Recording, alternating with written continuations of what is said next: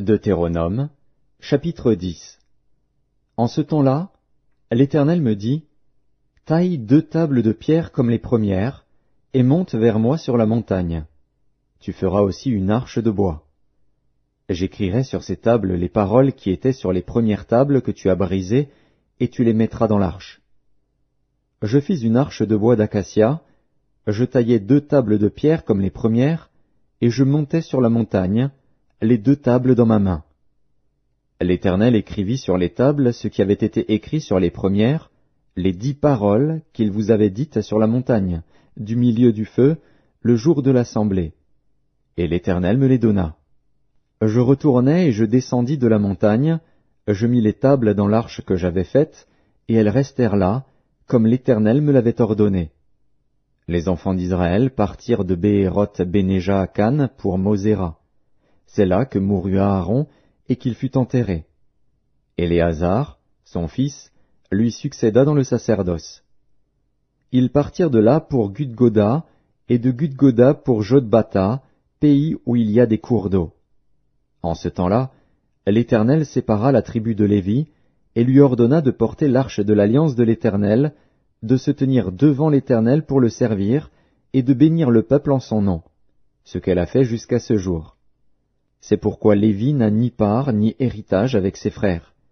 L'Éternel est son héritage, comme l'Éternel, ton Dieu, le lui a dit.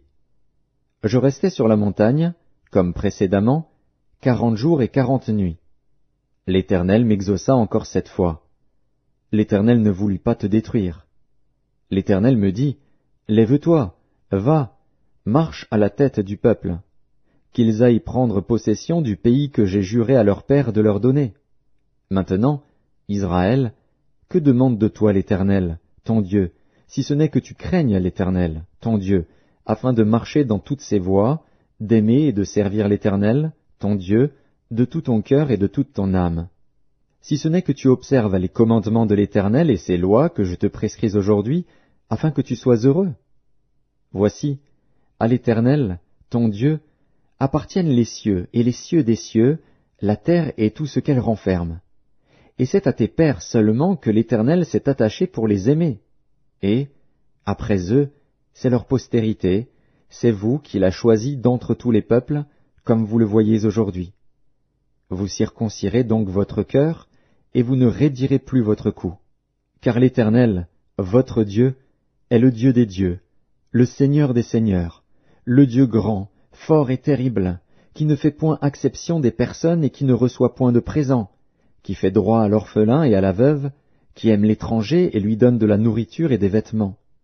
Vous aimerez l'étranger, car vous avez été étrangers dans le pays d'Égypte. Tu craindras l'Éternel, ton Dieu, tu le serviras, tu t'attacheras à lui, et tu jureras par son nom. Il est ta gloire, il est ton Dieu. C'est lui qui a fait au milieu de toi ces choses grandes et terribles que tes yeux ont vues. Tes pères descendirent en Égypte au nombre de 70 personnes. Et maintenant l'Éternel, ton Dieu, a fait de toi une multitude pareille aux étoiles des cieux.